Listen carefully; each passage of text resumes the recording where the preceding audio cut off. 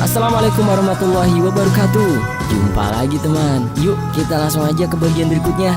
Tapi biasa, sebelum kita masuk ke bagian berikutnya, kita berdoa dulu ya.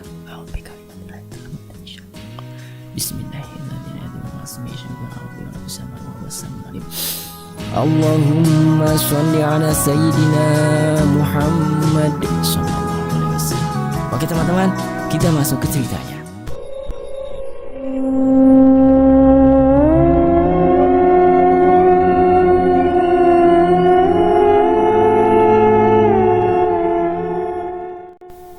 Kali ini mau bahas-bahas santai aja dulu ya. Nanti lanjutannya kejadian Zoya di dalam kamar sama tuan putrinya disambung nanti ya. Oke, mengenal mata batin. Ada banyak jenis dan spesifikasi yang membahas apa itu mata batin, yang tentunya menurut pandangan mereka masing-masing. Namun, pada tulisan kali ini, Mazian ya, bukan mau menjelaskan apa itu mata batin menurut penuturan mereka para ahli supranatural. Aku hanya akan membahas dari segi pandangan agama tentang sebuah kejadian di mana seorang bisa melihat hal-hal gaib. Jadi, tulisan kali ini bukan membahas secara rinci tentang penglihatan dalam tanda kutip gaibnya, melainkan tentang kemampuannya dalam tanda kutip. Mungkin di antara kalian sering mendengar atau membaca kisah-kisah orang yang bisa melihat hal gaib, berkomunikasi dengan alam gaib, dan hal-hal serta kejadian gaib lainnya, baik itu di forum, di website, di berita, di TV, bahkan di YouTube yang kebanyakannya settingan.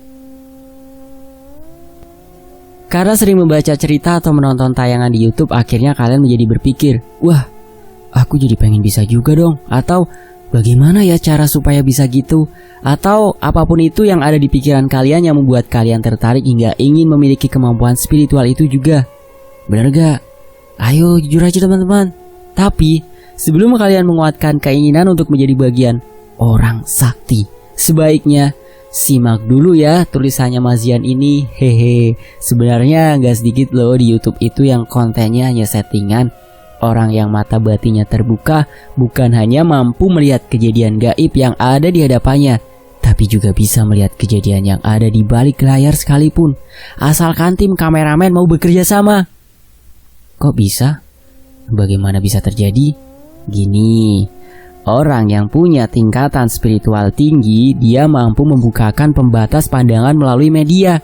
Anggap saja mata batin kamera itu dibuka, sehingga para penonton yang bisa melihat alam jin ketika menonton tayangan itu, baik secara live maupun hanya sekedar rekaman, si penonton itu juga bisa menyaksikan apa yang terjadi di lokasi syuting.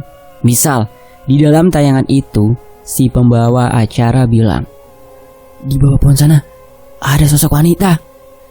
Bilang gitu ya. Tapi itu masih wujud astral, alias dalam alam gaib, belum nampak ke alam manusia. Maka si penonton biasa cuma lihat pohon, sedangkan penonton yang mata batinnya terbuka, mereka bisa menyaksikan makhluk itu benar ada di sana. Dan tim yang seperti ini sangat sedikit di YouTube. Itu sebabnya, sesakti apapun orang itu, seterkenal apapun dia di YouTube dan di TV, kalau di tayangannya tidak mampu menghadirkan atau mentransfer visualisasi astral kepada penonton yang memiliki mata batin, ada kemungkinan tayangan itu dicampuri dengan settingan, meskipun ada sebagian yang sungguhan. Apalagi seperti si sensor TV yang kerjanya cuma nampilin sosok hantu dengan efek komputer. Secara umum, kelebihan di luar kebiasaan manusia itu ada beberapa jenisnya. 1. Istidraj. Ini adalah sebuah kelebihan yang diberikan Tuhan kepada manusia.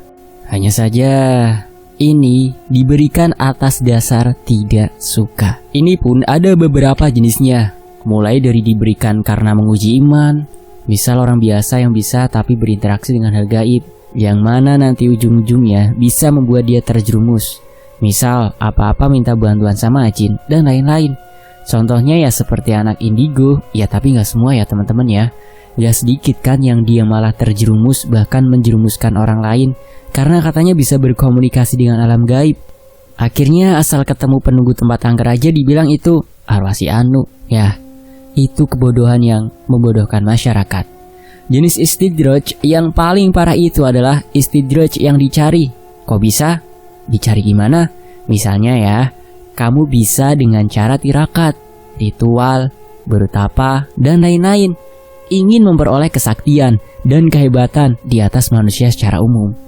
Ini ibaratnya kamu minta uang sama bos, tapi kerjaan kamu sendiri gak beres. Kamu tetap dikasih uang, tapi dengan cara dilempar. Nih, makan tuh uang. Kerjaan gak pernah beres, tapi mau minta yang lebih. Kan gitu logikanya teman-teman. Seperti halnya para dukun dan ahli sihir. Tapi sekarang banyak juga yang bukan dukun dan ahli sihir, tapi kerjaannya tidak beda dengan para dukun. Mereka menganggap dirinya punya kelebihan dan melabelkan diri berlabel paranormal atau ahli spiritual. Intinya gini, istidraj itu sesuatu yang merugikan, apalagi kalau sampai salah arah. Jadi, kalau kamu lihat ada seseorang yang punya kelebihan tapi dia orang yang biasa aja, bukan ahli ibadah, bahkan ibadah aja sering ditinggalkan, mereka sedang bermain dengan istidraj. Dan istidraj itu bermacam-macam bentuk, bukan hanya sekedar melihat hal gaib, juga termasuk kejadian-kejadian hebat lainnya, seperti kesaktian, kekebalan, bisa meramal nasib, melihat yang akan terjadi dan sudah lama terjadi, dan lain-lain. Kemudian yang kedua, ma'unah. Ini pun juga bukan sekedar melihat hal gaib, banyak kok jenisnya. Misal ya, dia selamat dari suatu kejadian yang secara akal mustahil selamat. Tapi berhubung treat ini tentang mata batin, ya kita bahasnya tentang interaksi alam gaibnya aja. Sebagai contoh, dia tersesat di hutan dan tiba-tiba bertemu orang gaib yang menuntun jalan, atau melihat sebuah pemukiman gaib dan dia akhirnya bisa keluar dari hutan itu. Intinya, ma'unah ini diberikan Tuhan hanya kepada orang yang soleh dan biasanya dalam bentuk pertolongan, bukan setiap saat bisa dipakai. Yang ketiga, kasyaf. Kasyaf ini sebenarnya bagian dari karomah, dan karomah hanya diberikan Tuhan kepada orang yang dekat dengannya dan atas dasar sayang. Kasyaf hanya diberikan kepada mereka yang hatinya sudah bersih dari berbagai macam sifat keburukan. Astagfirullahaladzim. Sebab Nabi pernah bersabda, seandainya manusia ini tidak dikotori oleh setan, pasti dia bisa melihat kerajaan langit. Maksudnya segala hal gaib. Kasyaf punya dua jenis, ada kasyaf hissi dan maknawi. Kasyaf hissi ini juga bentuk dari cobaan kepada mereka yang hatinya sudah bersih. Apakah dia bisa lanjut berjalan menuju Tuhan atau akan berhenti dan bermain dengan kasyaf ini? Biasanya ini lebih luas daripada mereka yang diberi istidraj. Jika orang yang diberi istidraj hanya bisa berkomunikasi dengan alam jin, mereka yang kasyaf bisa berkomunikasi dengan alam roh dan alam malaikat. Jadi, sungguh konyol jika ada orang yang kerjanya mengobati pasien dengan jalur supranatural, berkata bisa melihat dan menghadirkan para malaikat dan ruh para nabi, padahal dia bukan golongan ahli kasyaf. Jika istidraj bisa melihat yang akan terjadi atau menerawang, itu karena bantuan penglihatan jin. Atau meskipun secara umum dia hanya sadar itu penglihatan mata batinnya, padahal itu adalah salah satu efek interaksi alam jin sehingga bisa melihat masa depan atau meramal nasib. Berbeda dengan kasyaf. Mereka yang kasyaf melihat kejadian gaib karena pandangan mereka tembus sampai catatan takdir atau lauh. Di catatan takdir ini tertulis segala yang terjadi, mulai dari alam semesta diciptakan sampai alam semesta dihancurkan kembali atau kiamat. Jadi, misal kamu datang ke seorang ulama dan meminta saran untuk buka usaha dan beliau bilang, "Kamu bagus usaha anu." Itu bukan ramalan. Itu adalah pandangan kasyaf dan itu nyata sebab mereka melihat kecatatan takdir. Beda dengan ramalan yang atas bantuan jin. Sedangkan jin pun juga mereka melihat kecatatan takdir dengan cara curi-curi. Jin itu ada yang tugasnya mencuri kabar. Hanya saja mereka dihalangi oleh penjaga seperti malaikat dan lain-lain. Jin ini memberi kabar ke jin di bawahnya. Jin bawahnya membawa kabar ke jin bawahnya. Begitu terus hingga sampai kepada jin yang berada di sisi manusia. Dari jin satu ke jin lain aja udah bisa berubah beritanya. Apalagi udah lewat beberapa jin. Akan jauh beda dari aslinya. Itu sebabnya banyak ramalan dari dukun meleset. Na'udzubillahi min dzalik. Astagfirullah. Selain bisa melihat hal gaib, bisa juga dia berkomunikasi dengan makhluk lain seperti binatang, tumbuh-tumbuhan, bebatuan, dan sebagainya. Pada tingkatan ini, kamu bisa tahu fungsi dari tumbuhan dan bebatuan, karena ada kalanya mereka yang memberitahu sendiri padamu apa fungsi mereka. Tetapi kasyaf hissi ini adalah bentuk ujian dari Tuhan. Ini adalah sebuah permainan dan hadiah. Ibaratnya gini, ada bos dan karyawan saling akrab. Bos ini sangat suka dengan karyawan karena kerjanya selalu memuaskan. Lalu dia selalu memberi bonus kepada karyawan. Hadiah ini bukan sekedar rasa bangga, tapi juga sebagai bentuk ujian. Apakah si karyawan hanya suka terhadap hadiah sehingga menjadi orang yang cari muka, ataukah dia akan semakin bangga kepada si pemberi hadiah, bukan fokus kepada hadiah? Oleh sebab itu, tidak sedikit para ulama yang takut ketika mereka diberi kasyaf. Mereka takut jika mereka terlena dengan kelebihan yang dimiliki dan melupakan siapa yang memberi kelebihan itu. Dan ini juga salah satu alasan kepada ulama banyak merokok. Ulama banyak merokok padahal mereka tahu rokok itu makruh, sebagian pendapat haram. Karena sesuatu yang makruh bisa menutupi penglihatan batin. Mereka yang hatinya bersih akan terbuka penglihatan batinnya, sehingga ketika orang berkunjung kepada seorang ulama yang kasyaf, ulama itu bisa tahu isi hati si pengunjung, bisa melihat apa yang dikerjakan si pengunjung. Bahkan jika orang itu ahli maksiat, bisa saja orang itu berubah bentuknya dalam bentuk seperti babi. Suara hatinya pun bisa terdengar. Sedangkan sebelumnya sudah dikatakan, orang yang kasyaf itu orang yang bersih hatinya. Mereka tidak suka melihat aib orang lain.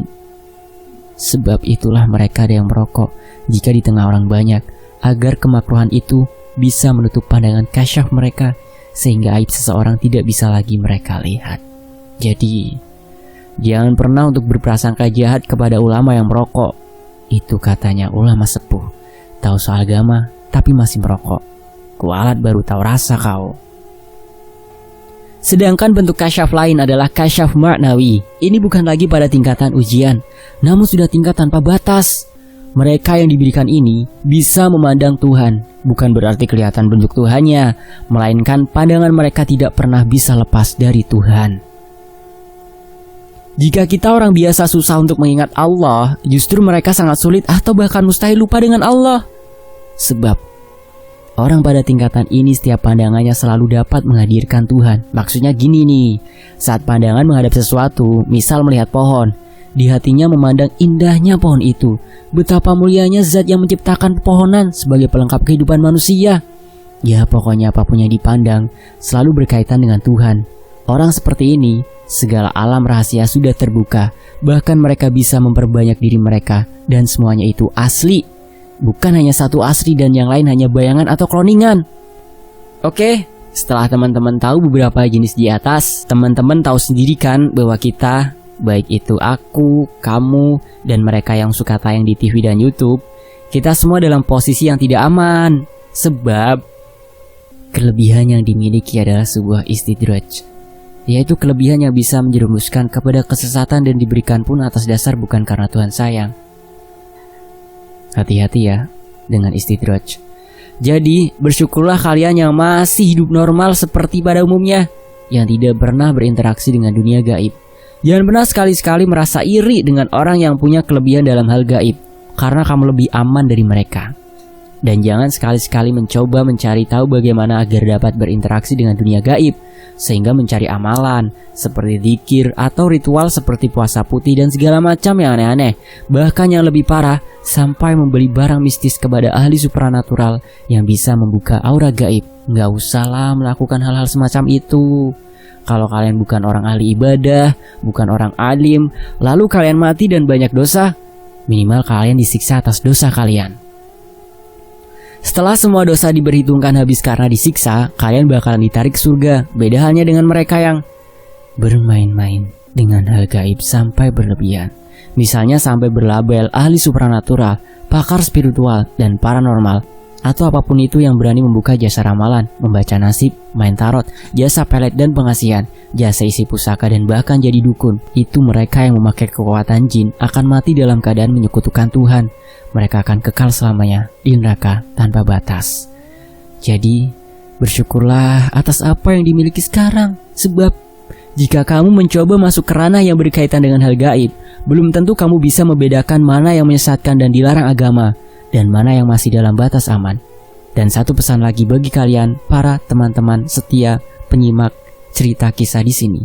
Semoga yang setia membaca jadi orang kaya dan sukses, bukan malah jadi tertarik dengan hal gaib ya. Mas Zian berharap ketika kalian membaca kisahnya, jangan pernah menganggap semua itu nyata atau true story. Bukan aku saja yang menganggap itu, semua adalah ilusi dan hayalan. Sebab segala hal yang berkaitan dengan jin itu penuh kepalsuan. Jin mudah mempermainkan manusia dan banyak tipu daya. Apalagi sesuatu yang terjadi di alam jin seperti ketika masuk ke kerajaan mereka. Itu tidak bisa menjamin adalah asli, sebab mereka bisa mempermainkan pandangan. Beda halnya dengan melihat hantu. Itu kan kalau bukan kita yang mengalami, teman masih ada yang mengalami dan menyaksikan, sehingga boleh dibilang kejadian itu sungguhan sebab terjadi di alam manusia.